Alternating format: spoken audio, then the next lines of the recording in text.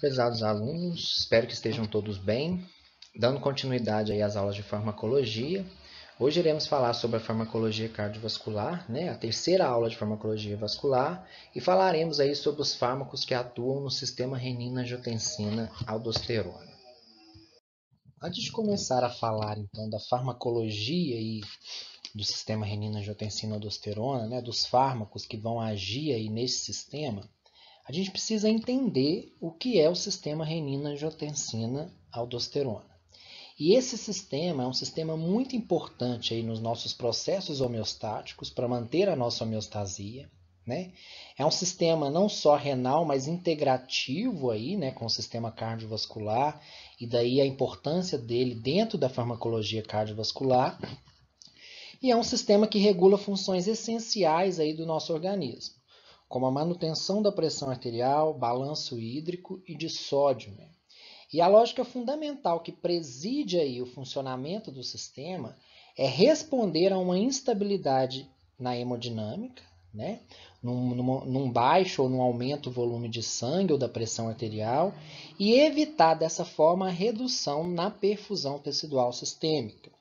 Então ele atua de modo a reverter a tendência à hipotensão arterial através da indução da vasoconstrição arteriolar periférica e aumento na volemia, por meio da retenção renal de sódio, através da produção de aldosterona, e de água, através da liberação do hormônio antidiurético, aí, a vasopressina. Mas nós vamos falar desses mecanismos mais adiante aí na aula. O sistema renina-angiotensina representa uma grande importância na regulação da pressão arterial e da homeostase eletrolítica. E tem sido demonstrado um papel indispensável desse sistema, tanto fisiológico quanto fisiopatológico, na hipertensão arterial, nos problemas cardiovasculares e renais, uma vez que esses fatores acontecem devido a um desequilíbrio homeostático aí do nosso organismo. E com o passar do tempo, com a aprimoração e conhecimento aí acerca do sistema renina-angiotensina-aldosterona, começaram a aparecer os medicamentos capazes de inibir aí a enzima conversora da angiotensina, os IECAs. E o primeiro deles descoberto foi o captopril, que inclusive ele foi descoberto no veneno da jararaca, de uma cobra brasileira. Ele é utilizado até hoje e ele impede aí a conversão da angiotensina 1 em angiotensina 2, atuando sobre a ECA, que é a enzima conversora da angiotensina. O sistema renina-angiotensina, então, representa um alvo importante no tratamento da hipertensão arterial, e em resposta a uma diminuição do volume sanguíneo efetivo, isso faz com que haja um estímulo no córtex renal, levando à liberação de uma enzima conhecida como renina, que é liberada pela mácula densa do nosso aparelho justaglomerular, que se localiza nas paredes das artérias aferentes para a circulação sanguínea e que catalisa a conversão do angiotensinogênio liberado pelo fígado em angiotensina 1, que ao entrar em contato com a ECA, que é a enzima conversora da angiotensina, na superfície do endotélio pulmonar, é convertida no peptídeo efetor da resposta, que é a angiotensina 2.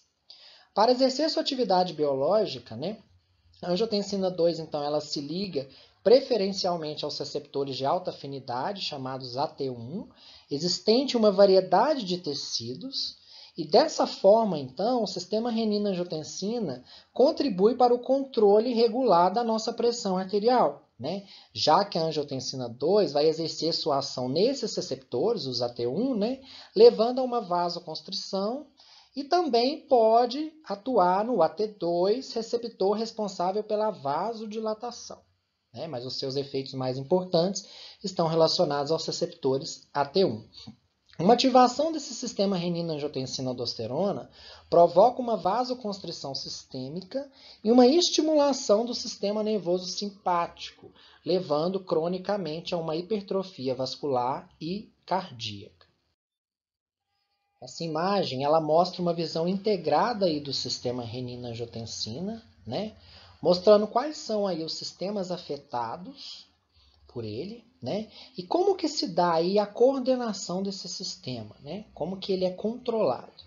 Então eu vou começar aqui pela diminuição da perfusão renal, lá no aparato justaglomerular.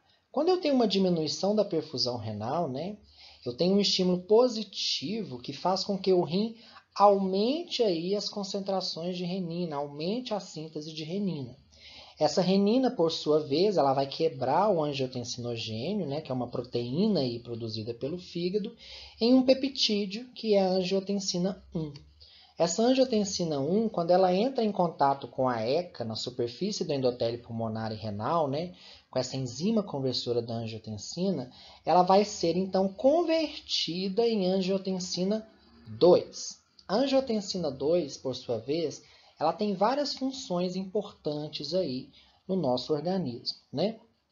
Uma delas, ela vai aumentar aí a atividade simpática, né?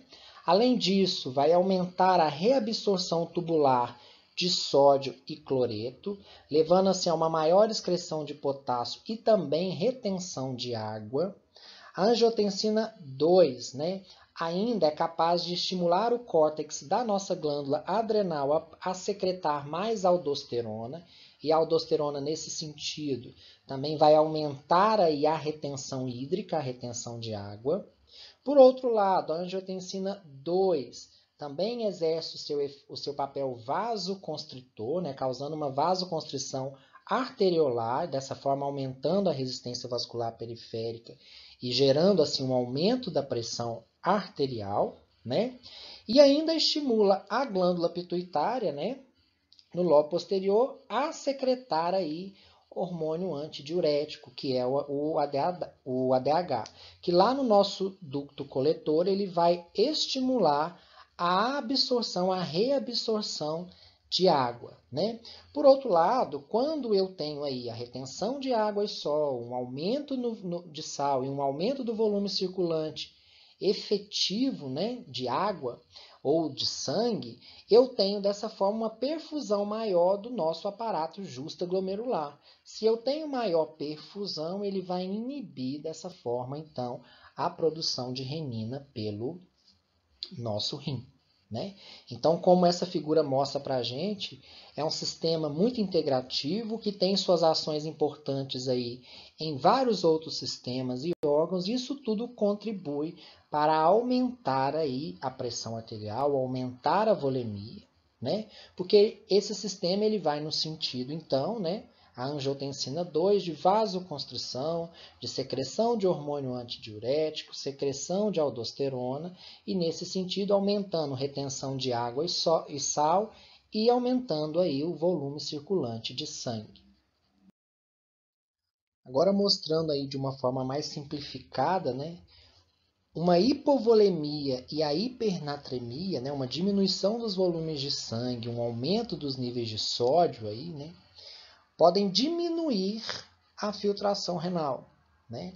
E desta forma, né, esse estímulo aumenta a produção de renina pelas células justaglomerulares, e essa renina produzida por essas células justaglomerulares é capaz então de quebrar o angiotensinogênio, que tem 400 aminoácidos aí, em a angiotensina 1, que é composta por 9 aminoácidos. Essa angiotensina 1 pode ser convertida em angiotensina 2 aí pela enzima conversora da angiotensina, né, que é esse metabólito ativo, essa angiotensina 2, composta por 6 aminoácidos, é uma estrutura muito menor, é um peptídeo muito menor. Essa angiotensina 2, então, ela é capaz de estimular a hipófise a liberar o hormônio antidiurético, que é ADH, a sintetizar ADH, o córtex cerebral a induzir aí a sede. Na glândula adrenal, estimula a liberação de aldosterona, responsável aí pela retenção de água, né? E ainda é capaz de aumentar a vasoconstrição, aí interferindo diretamente na filtração renal. E dessa forma, todos esses mecanismos contribuem aí para o aumento da pressão arterial, né? Por outro lado, por ação das angiotensinases, né, a angiotensina 2 ela pode ser convertida em angiotensina 3, que é excretada, ela é eliminada. Pensando aí no sistema renina-angiotensina-aldosterona, né, é imprescindível falar sobre o aparelho justaglomerular que vai controlar aí de forma direta a produção de renina. Então, esse aparelho justaglomerular é uma estrutura microscópica do néfron, que vai estar localizada aí no polo vascular do corpúsculo renal, formado por um componente vascular, que é aí a arteríola aferente e a arteríola eferente, e um componente tubular, a mácula densa e pelo mesângio extraglomerular. A mácula densa é a porção final do ramo ascendente aí da alça de Henle, que após ela se inicia o túbulo contorcido distal. E esse aparelho justaglomerular é parte de um complexo mecanismo aí de feedback que vai regular o fluxo sanguíneo renal, também chamado aí de feedback túbulo-glomerular, e a taxa de filtração glomerular. E ainda de forma indireta, vai modular aí o balanço de sódio e pressão sistêmica através do sistema renina-angiotensina-aldosterona, que é o que já vem sido discutido aí. A mácula densa reage, então, à baixa presença de sódio na corrente sanguínea, secretando dessa forma hormônios paráquinos que vão estimular as células justaglomerulares a produzir renina, a partir da pró-renina. A renina, então, como eu disse, né, ela vai transformar o angiotensinogênio do fígado em angiotensina 1, que será, então, convertido em angio 2 pela enzima conversora da angiotensina. Depois de falar, então, do aparelho justaglomerular, né, que é responsável aí pela produção da renina, a gente tem que entender, então, como que é essa modulação da liberação de renina. Já sabemos, então, que ela é liberada pelas células justaglomerulares em resposta a diversos estímulos. E esses estímulos, eles sinalizam sempre uma diminuição de volume. Quando a gente precisa produzir mais renina, é porque a gente tem um volume de sangue diminuído.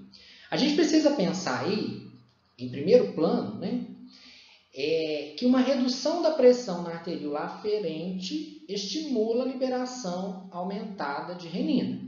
Muito provavelmente através da liberação de prostaglandinas, como tem sido demonstrado aí na figura. É importante a gente lembrar também, se vocês olharem aí na célula justaglomerular, que essa célula ela expressa receptores beta-1 adrenérgicos, que são acoplados aí à proteína GS. Dessa vez, né, quando estimulados, esses receptores aí, eles vão estimular a adenililciclase, aumentando dessas formas o nível intracelular de AMP cíclico, e isso é um mecanismo, um estímulo para a liberação de renina. Ainda, a gente tem que lembrar que as células que revestem os segmentos dos néfrons, né, lá no rim, modulam a liberação de renina, tendo como base aí o influxo e a intensidade do fluxo de NaCl. Em casos de diminuição aí de sódio e cloreto, né, quando a gente tem uma entrada diminuída de cloreto através do transportador aí de sódio, cloreto e potássio, na membrana das células da mácula densa, que está localizado lá no início do túbulo contorcido distal, né? Esse estímulo vai levar ao aumento da atividade da ciclooxigenase 2, a COX-2. Isso leva ao aumento também da produção de prostaglandinas, que é um estímulo aí para a produção de renina. Essas prostaglandinas, então, elas vão se difundir aí e ativar os receptores delas lá nas células justaglomerulares. E esse é um estímulo, como eu disse, para a liberação de renina através de um aumento também nas concentrações de AMP cíclico. Em contrapartida, né, a gente tem que lembrar também que com o aumento de NaCl nas células da mácula densa, isso gera um aumento na geração de adenosina lá no interstício mesangial justaglomerular, por um mecanismo que a gente ainda desconhece, que é pouco estudado, né? E a ativação dos receptores A1 das células justaglomerulares acoplados aí agora à proteína GI inibitória, né, que vai diminuir as concentrações de AMP cíclico intracelular, isso vai levar a uma liberação diminuída de renina. Então, nós temos mecanismos que aumentam a liberação de renina pelas células justaglomerulares, como as prostaglandinas produzidas pela COX-2 e a ativação dos receptores beta-1 adrenérgicos. Por outro lado, nós temos mecanismos que diminuem a liberação de renina, como, por exemplo, a ativação dos receptores A1 pela adenosina, e dessa forma a gente tem um controle e uma modulação da liberação da renina. Depois de conhecer aí, então, como se dá a formação da angiotensina 2, é preciso entender, então, quais são as funções principais dessa angiotensina 2 quando se liga a um dos seus receptores, o receptor AT1 e o receptor AT2. Então, nós temos dois tipos de receptores para a angiotensina 2. O receptor AT1 ele está localizado aí no tecido vascular e miocárdio, no cérebro, nos rins e também nas glândulas suprarrenais. E o receptor AT2 está localizado nos rins, nas glândulas suprarrenais e no sistema nervoso central. Quando a angiotensina 2 se liga ao seu receptor AT1, isso gera uma elevação da pressão arterial, uma promoção aí da vasoconstrição renal, contração de células mesangiais, aumento da atividade do trocador sódio-próton, sódio H+, proximal e distal, inibição da secreção de renina, liberação de aldosterona, alguns efeitos tróficos e ainda interação com alguns fatores de crescimento. Por outro lado, quando a angiotensina 2 se liga ao seu receptor AT2, nós observamos aí um efeito vasodilatador discreto, uma inibição da proliferação celular e crescimento. Alguns autores consideram ainda reabsorção tubular, pode mediar aí a natriurese, pode contrabalancear ações vasoconstritoras da ação do receptor AT1, promover a apoptose e também está envolvida aí nos processos de angiogênese. A angiotensina 2, então, ela pode causar aí uma alteração da resistência periférica, uma alteração da função renal ou uma alteração da estrutura cardiovascular. E como que isso funciona? Vamos falar primeiro aí da alteração da resistência vascular, Então, a angiotensina 2, quando ela estimula os seus receptores, ela pode gerar uma vasoconstrição direta, um aumento da neurotransmissão noradrenérgica periférica, dessa forma, aumento da liberação de noradrenalina, de norepinefrina, diminuição da recaptação de norepinefrina e aumento da resposta vascular. Além disso, pode representar um aumento da descarga simpática no sistema nervoso central e liberação de catecolaminas da medula suprarrenal. Todo esse mecanismo vai gerar um resultado que é uma resposta pressórica ou pressora rápida. Por outro lado, quando a gente pensa nos mecanismos que geram uma alteração da função renal, a angiotensina tem um efeito direto aí para aumentar a reabsorção de sódio lá no túbulo proximal, aumentar a liberação de aldosterona do córtex suprarrenal e dessa forma há um aumento na reabsorção de sódio, excreção de potássio na parte distal do nosso néfron, E ainda leva uma alteração da hemodinâmica renal, por meio de uma vasoconstrição direta, um aumento da neurotransmissão noradrenérgica no rim e aumento do tônus simpático renal, tendo como resultado aí uma resposta pressora lenta. Por outro lado, quando a gente pensa aí nas alterações da estrutura cardiovascular, então nós temos efeitos que não são hemodinamicamente mediados, Então a gente tem um aumento da expressão de proto-oncogenes, aumento da produção de fatores de crescimento, aumento na síntese de proteínas de matriz extracelular e efeitos que são hemodinamicamente mediados, como o aumento da pós-carga cardíaca e o aumento da tensão da parede vascular, o aumento da resistência vascular periférica. Dessa forma, então, a gente tem aí como resultado uma hipertrofia e uma remodelagem vascular e cardíaca. Como que a angiotensina 2, então, pode causar aí a contração do músculo liso vascular, A angiotensina 2, quando ela se liga ao seu receptor AT1, que é acoplado à proteína GQ, Essa proteína GQ ela está inativa quando o agonista, que é a angiotensina 2, se liga a ela se torna ativa. E essa proteína GQ, quando ela se desmembra, quando as suas 3 subunidades se desmembram, a subunidade alfa, então, vai ativar aí a fosfolipase C de membrana, na sua forma ativa, que vai quebrar o fosfolipídio aí em inositol trifosfato mais diacilglicerol. O inositol trifosfato vai se ligar ao seu receptor de inositol trifosfato lá no retículo sarcoplasmático, liberando o cálcio aí do retículo. Por outro lado, o diacilglicerol vai ativar canais de cálcio da membrana, permitindo aí também o influxo de cálcio para dentro dessa célula, e o aumento de cálcio vai ativar a maquinaria contrátil, aí, levando dessa forma a uma vasoconstrição. Pensando aí então, né, de uma forma integrada no sistema renina-angiotensina, aldosterona, quais seriam então os possíveis alvos para a atuação farmacológica do sistema renina-angiotensina?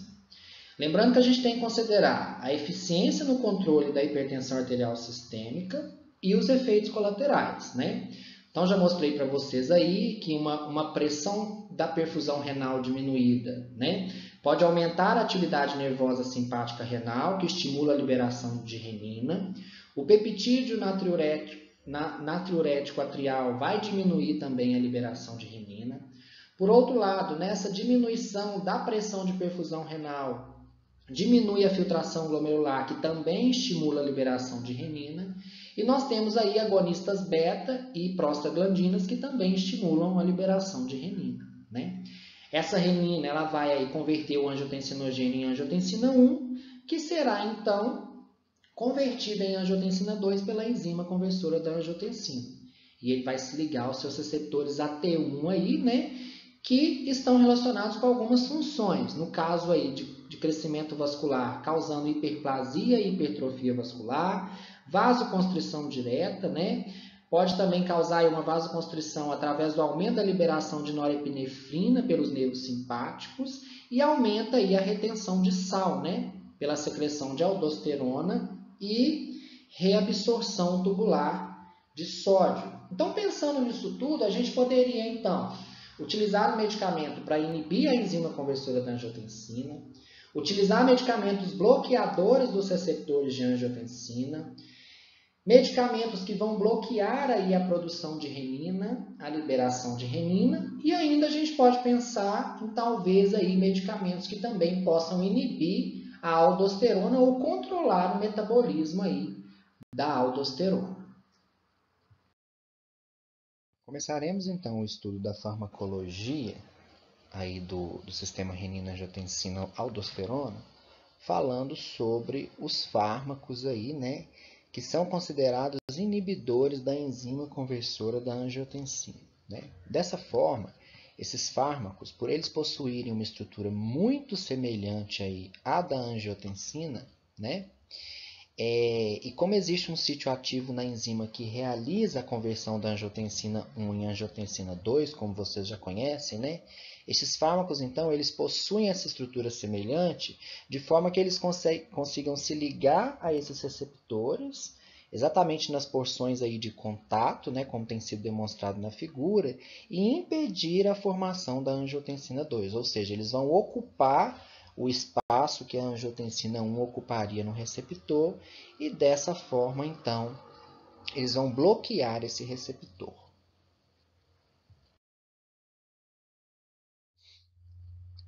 Os inibidores da enzima conversora da angiotensina, então, são capazes de reduzir as concentrações de angiotensina 2 circulante, exatamente pela competição aí pelo sítio de ligação à enzima, né, a enzima conversora da angiotensina, a ECA. Além disso, ele é capaz de potencializar o efeito dos diuréticos, potencializa o efeito da bradicinina, porque dessa forma, como a angiotensina 2 tem um efeito vasoconstritor, ela não vai se formar, então dessa forma o efeito vasodilatador ele é proeminente, né? Aumenta a síntese de óxido nítrico, dessa forma contribuindo aí também com o efeito vasodilatador, além de, claro, exercer um efeito hipotensor por todos esses outros efeitos que já foram citados anteriormente. Mas então, por que os inibidores da enzima conversora de angiotensina são capazes de potencializar aí os efeitos dos diuréticos? Para responder essa pergunta, a gente precisa pensar em algumas coisas importantes aqui, pessoal. Então, primariamente, a gente sabe que os diuréticos, né, eles são capazes de promover aí o processo de natriurese e dessa forma aumentar aí a eliminação de sódio e a eliminação de água, consequentemente, né? E por outro lado, a gente tem uma via contrarregulatória aí, né, do nosso sistema fisiológico, no qual, a partir do momento que a angiotensina 1 é convertida em angiotensina 2, né, pelo sistema renina-angiotensina, que já foi discutido, a angiotensina 2 ela é capaz de estimular a liberação de aldosterona. E essa aldosterona, por sua vez, participa dos processos aí de retenção de sódio e água, né? Então, dessa forma, se o paciente utiliza um inibidor da enzima conversora da angiotensina, que vai bloquear esse mecanismo fisiológico, né, que aumentaria então a retenção de sódio e água, e ele ainda está tomando um diurético, que já proporciona um aumento da eliminação de sódio e água, consequentemente aí a gente tem uma exacerbação desse efeito, então a gente tem uma potencialização do efeito dos diuréticos, utilizando dessa forma, concomitantemente aí com o inibidor da enzima conversora de angiotensina. Uma outra pergunta bastante interessante aí que eu quero que vocês pensem um pouco, né? É por que os inibidores da enzima conversora da angiotensina podem provocar tosse? Um dos efeitos adversos mais comuns da utilização desses medicamentos é a tosse. Mas por quê? A tosse ela vai ser ocasionada aí porque existe uma enzima que é análoga à ECA, né, que é responsável pela degradação de bradicinina no trato respiratório. E as cininas, né, como a bradicinina, são sintetizadas a partir da ativação de cininogênios pela ação das calicreínas, né? E como as calicreínas também são bloqueadas aí pelos inibidores da enzima conversora de angiotensina, os níveis de bradicinina aumentam muito e dessa forma, né, provocam o sintoma da tosse, que é mediado aí pelo captopril. Falamos a princípio sobre alguns efeitos terapêuticos dos inibidores da enzima conversora de angiotensina e agora a gente vai falar um pouco sobre os efeitos indesejados. Quando a gente utiliza IECA mais altas doses de diuréticos, como já discuti também anteriormente, né, pode ocasionar aí uma hipotensão severa e uma hiponatremia, com uma diminuição muito grande aí nas concentrações de sódio. IECA e pacientes que têm insuficiência renal. Pode ser observada aí uma hipercalemia. E ainda quando a gente utiliza IECA, mais os agentes que provocam retenção de potássio, né, como amilorida, triantireno, espironolactona, anti-inflamatórios não esteroidais, suplementação de potássio ou antagonistas beta-adrenérgicos, também pode ser observado aí um aumento nas concentrações de potássio, uma hipercalemia. Existe um efeito indesejado muito comum aí com a utilização dos IECAs, né? Que é a formação de angioedema. E as manifestações aí relacionadas ao angioedema, induzida pela utilização desses fármacos, têm relação aí com níveis elevados de bradicinina. Como eu já mostrei para vocês, a bradicinina também acaba tendo seus níveis elevados aí com a utilização dos inibidores da ECA, né? E dessa forma, como a gente vai aumentar aí a quantidade de bradicinina, né, a disponibilidade da bradicinina, a bradicinina, quando ela se liga aí aos seus receptores B2 no endotélio vascular, ela vai induzir vasodilatação e, consequentemente, aí, aumento da permeabilidade vascular, e o aumento dessa permeabilidade vascular é que vai, então, ser responsável aí pelo angioedema. Existe aí um efeito indesejado dos IECAs, né, que é bastante interessante, que é a hipotensão. Mas por que que em alguns pacientes, após a administração aí de uma dose inicial, né, dos inibidores da enzima conversora de angiotensina, pode ocorrer hipotensão severa? Como eu havia falado anteriormente, né, alguns pacientes podem aí apresentar hipotensão severa com a utilização dos IECAs, né? E esses pacientes são pacientes que têm aí um nível de comprometimento renal, porque a elevação da atividade da renina plasmática, né, torna esses pacientes hiperresponsíveis à hipotensão induzida pelos IECAs, pelos inibidores aí da enzima conversora de angiotensina. Então, as doses iniciais de todos esses medicamentos precisam ser monitoradas aí em pacientes que tenham níveis plasmáticos elevados de renina, né? Porque essa resposta à dose inicial, ela se deve à função dessa atividade da renina plasmática antes do tratamento desses pacientes, né? E quem são esses pacientes, então, que podem ter os níveis plasmáticos elevados de renina, né? pacientes com insuficiência cardíaca, né?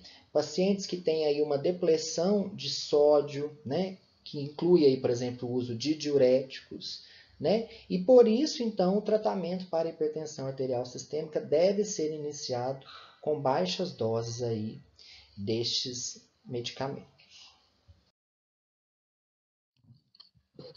Outro efeito indesejado aí, importante dos inibidores da enzima conversora da angiotensina é que eles não devem ser utilizados aí durante a gravidez, né?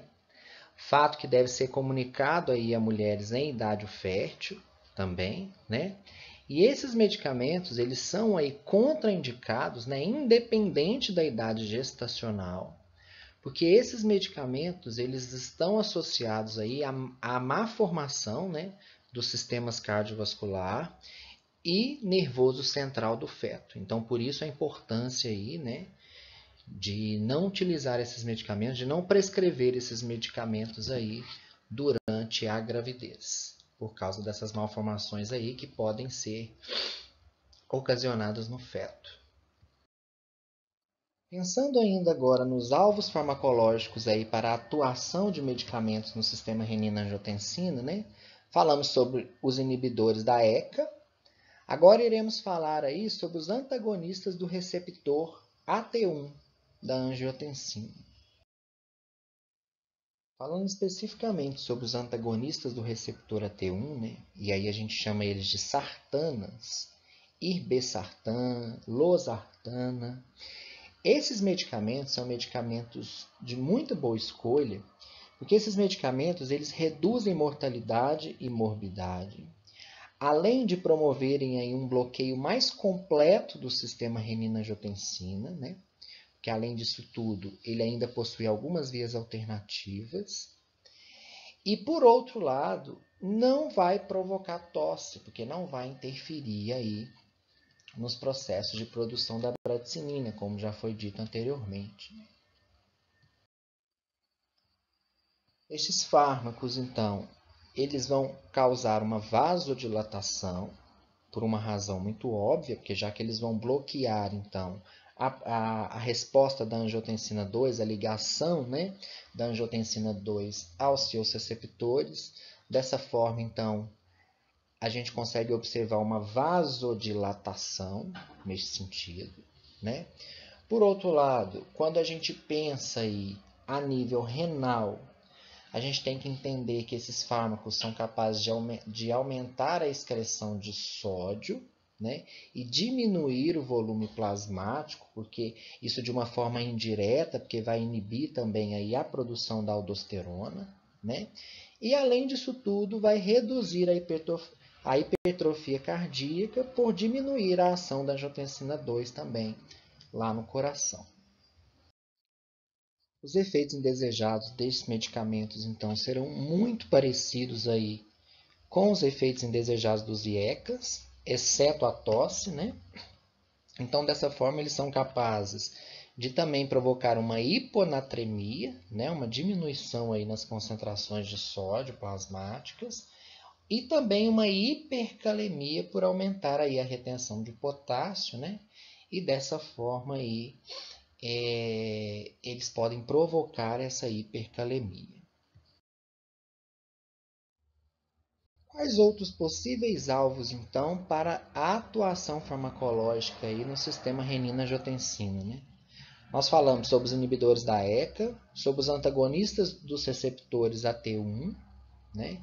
E agora a gente pode falar, por exemplo, dos inibidores da renina, o enalquireno e o alisquireno. São fármacos também muito importantes. Quando a gente pensa nos inibidores da renina, né, a gente tem que considerar algumas coisas muito importantes. Por quê? Porque a gente até agora estava mostrando o bloqueio em partes da via, mas partes mais finais da via, né? Quando a gente pensa na renina, a gente está inibindo o início da via. Então, esses inibidores da renina têm muita afinidade pela renina, né? Porque elas vão impedir a renina aí de clivar o angiotensinogênio dessa forma, porque elas se ligam a ela, né? E dessa forma, a gente tem uma ação logo na primeira etapa, que é aquela reação que vai gerar, então, a angiotensina 1.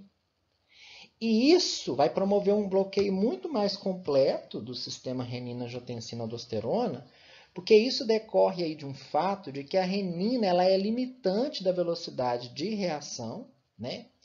E ela tem grande especificidade pelo seu substrato, que é o angiotensinogênio. Então, o bloqueio aí da renina, né, logo no início dessa via, é capaz de diminuir também os efeitos colaterais. E aí nessa imagem tem sido demonstrado aí, então o Rasilex, que é o alisquireno. Então nós falamos aí, né, dos inibidores da ECA, dos antagonistas aí dos receptores AT1, sobre os inibidores da renina, e teria mais algum alvo farmacológico aí no sistema renina-angiotensina? A gente poderia pensar então em antagonistas do receptor de aldosterona, né? E aí a gente tem um deles aí principais que é a espironolactona. Voltando aqui àquela figura inicial da aula, né, que a gente mostrou aí os mecanismos pelos quais o sistema renina-angiotensina controla aí, né, o nosso corpo. Quando a gente falou da produção e secreção de aldosterona, né, a gente mostrou então que a aldosterona ela é capaz de aumentar aí a reabsorção tubular de íon sódio e cloreto e a excreção de potássio, além de aumentar também a retenção de água, né? Então, o principal efeito dos fármacos aí antagonistas da aldosterona, considerando aí o efeito dela no nosso organismo, é aumentar a excreção de sódio, né, de NaCl, de sódio, cloreto, já que essa reabsorção vai ser então suprimida, né? E a eficácia da ação desses medicamentos vai depender de níveis de aldosterona também, de cada indivíduo, né? Porque se a gente for pensar aí, quanto maior aldosterona, né, quanto mais aldosterona a pessoa produzir, mais eficaz será este medicamento, né? E existe uma curiosidade a respeito desse medicamento aí, sobre a espironolactona, que ela também pode se ligar a receptores de progesterona e andrógenos, e dessa forma atuar como agonista. E isso, né, a longo prazo, a utilização a longo prazo desse medicamento, pode gerar algumas respostas que sejam indesejadas, né, como a ginecomastia, impotência sexual e até irregularidades menstruais aí nas mulheres. Essa figura está demonstrando aí de forma integrada, né, o sistema renina-angiotensina-aldosterona e os fármacos que a gente discutiu até o momento, né, até agora. Então a gente está demonstrando aí a renina, né, a renina quebrando aí o angiotensinogênio em angiotensina 1, que será convertido em angiotensina 2 e pode então ser bloqueado aí pelos inibidores da ECA, já que é essa enzima que vai fazer essa conversão, né? No momento que ainda a angiotensina 2 ela é formada, a gente pode bloquear a sua ação bloqueando os seus receptores aí, utilizando então bloqueadores dos receptores da angiotensina, também considerados aí como BRA, né, chamados de BRA. Por outro lado, né, se ainda a angiotensina 2 consegue se ligar ao seu receptor lá na glândula suprarrenal, né, e produz aldosterona, nós podemos utilizar bloqueadores do receptor de aldosterona, que é a espironolactona, e ainda existem medicamentos, né, que são capazes de inibir o metabolismo da aldosterona, né, como a heparina e o cetoconazol, e também quando se tem uma doença da glândula suprarrenal, a gente vai perder em função dela, né? E ainda nós podemos inibir a etapa inicial, como eu também já citei para vocês, que é dessa forma inibir a liberação de renina, né? Bloqueando aí então a enzima renina. Existe aí também uma via alternativa do sistema renina-angiotensina, né? Que vai levar à produção de uma outra angiotensina que a gente chama angiotensina 1A7. Então, por uma via diferente aí da via clássica que já conhecemos, né, que leva à formação da angiotensina 2, nós também poderemos formar aí a angiotensina 1A7, que tem ações aí diferentes da angiotensina 2. Podemos falar até opostas, né? Então aí, ó, a gente tem o angiotensinogênio, né, sendo quebrada a angiotensina 1 pela renina. Essa angiotensina 1, ela pode seguir dois caminhos. Se ela for quebrada aí pela ECA, né, convertida aí em angiotensina 2, né, essa angiotensina 2 ela pode se ligar aí aos seus receptores, como eu falei, e ter os seus efeitos. Ou ainda também, né, ser degradada ou convertida em outras duas angiotensinas, angiotensina 3 e angiotensina 4, que não têm efeitos aí de muita importância no nosso organismo, né? Por outro lado, né, a angiotensina 1 ela pode ser convertida também pela ECA2 em angiotensina 1A9 e a ECA quebrar e converter a angiotensina 1A9 em angiotensina 1A7. Por outro lado, a angiotensina 2 também pode ser convertida aí diretamente em angiotensina 1A7 pela ECA2, né? E ainda, por ação da ECA, a angiotensina 1A7 pode ser convertida em angiotensina 1A5 ou em angiotensina 3,7. Essa angiotensina 1A7 é um peptídeo muito importante no nosso organismo e nós vamos falar da ação dela aí um pouquinho. Então, nós temos dois peptídeos importantes aí no sistema renina-angiotensina, sendo eles a angiotensina 1A7 e a angiotensina 2, né? A angiotensina 2 ela se liga aos seus receptores AT1, isso já é conhecido aí por vocês, né? A ação clássica dela aí de vasoconstrição, crescimento celular, tem ações pró-fibróticas, pró-trombóticas, pró-oxidantes, além de aumentar a síntese e secreção da aldosterona, isso vocês também já conhecem, né? Por outro lado, nós temos aí a angiotensina 1A7. E essa angiotensina 1A7 ela tem um receptor próprio dela, se chama receptor MAS. E quando a angiotensina 1A7 se liga ao seu receptor, ela é capaz de promover então vasodilatação, inibição do crescimento celular, e ainda existem alguns estudos que demonstram que ela pode diminuir os processos fibróticos, diminuir aí a formação de trombose e ser até antioxidante. Dessa forma, nós terminamos então a aula do sistema renina-angiotensina aí, né, sobre os fármacos que agem no sistema renina-angiotensina-aldosterona. E essa aula ela tem como referência aí, principal o livro de farmacologia do Hangday, o capítulo 19, e também algumas partes aí do livro do Goodman, né, principalmente aí a página 672. Muito obrigado então e bons estudos.